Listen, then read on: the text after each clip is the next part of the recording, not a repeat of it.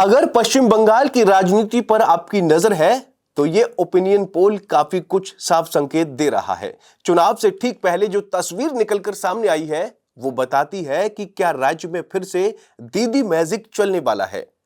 दरअसल जो अभी एक ओपिनियन पोल आया है, क्योंकि हाल ही में बंगाल में जो वेस्ट बंगाल वहां पे इलेक्शन होने वाले हैं और दोनों ही पार्टी यानी टीएमसी और बीजेपी को वहां पर बड़ी पार्टी माना जा रहा है और दोनों के बीच ही सीधी टक्कर देखी जा रही है। और यही वजह है कि दोनों ओर से जो है बयानबाजी का सिलसिला जारी है, एक दूसरे पर आरोप और प्रत्यारोप का दौर जारी है। जैसे कि ये एक चुनावी प्रक्रिया में होता है वो ठीक सब कुछ हो रहा है, लेकिन अब जो ताजा ओपिनियन पोल जिसे वोटर वाइब और CNN न्यूज 18 ने जारी किया है उसके मुताबिक ममता बनर्जी की अगुवाई वाली ऑल इंडिया तृणमूल कांग्रेस यानी टीएमसी लगातार चौथी बार सत्ता में वापसी कर सकती है।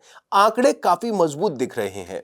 294 सीटों वाली विधानसभा में टीएमसी को 184 से 194 सीटें मिलने का अनुमान है, जो बहुमत के आंकड़े से काफी ऊपर है। वहीं विपक्ष की बात करें तो बीजेपी को 98 से 100 सीटें मिलने का अनुमान है। वोट शेयर भी टीएमसी में बढ़त बनाए हुए है। करीब 41.9% लोग टीएमसी के साथ दिख रहे हैं, जबकि बीजेपी को महज 34.9% समर्थन मिल रहा है। यानी मुकाबला है, लेकिन बढ़त साफ तौर पर ममता बनर्जी के पक्ष में नजर आ रही है। अब बात करते हैं सबसे बड़े फैक्टर की, तो लीडरशिप इस बात का सबसे बड़ा फैक्टर है।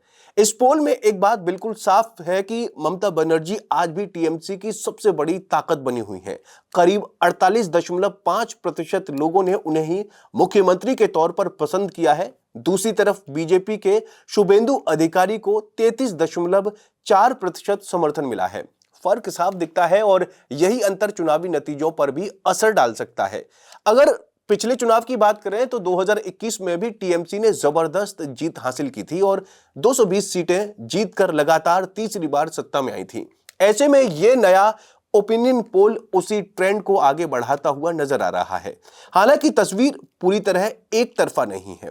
राज्य सरकार के कामकाज को लेकर जनता की राय बटी हुई है, जहां 43.3% लोगों ने सरकार के काम को अच्छा या बहुत अच्छा बताया। वहीं एक बड़ा वर्ग असंतुष्ट भी दिखा है। करीब 20% लोगों ने काम को बहुत खराब और 18% के करीब लोगों ने खराब बताया।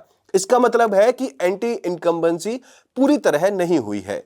जातिगत और सामाजिक समीकरण भी इस चुनाव में अहम भूमिका निभा रहे हैं। मुस्लिम समुदाय में टीएमसी के लिए मजबूत समर्थन बना हुआ है, जहां बड़ी संख्या में लोगों ने सरकार के काम को सकारात्मक बताया। वहीं सवर्ण हिंदू और एसटी समुदाय के बीच नाराजगी ज्यादा नजर आई, जहां काफी लोगों ने सरकार के कामकाज को लेकर तीखी आलोचना की। अगर अब बीजेपी की बात करें तो इस ओपिनियन पोल ने उनकी कमजोरियों को भी उजागर कर दिया है। सबसे बड़ी समस्या बताई गई है पार्टी के अंदर गुटबाजी। करीब 19.9% लोगों ने इससे बहुत बड़ा कारण माना। इसके अलावा 17.2 लोगों को लगता है कि राज्य स्तर पर एक करिश्माई नेता की कमी है और 12.5% लोगों का मानना है कि बीजेपी अभी भी बंगाल की संस्कृति को ठीक से समझ नहीं पाई है।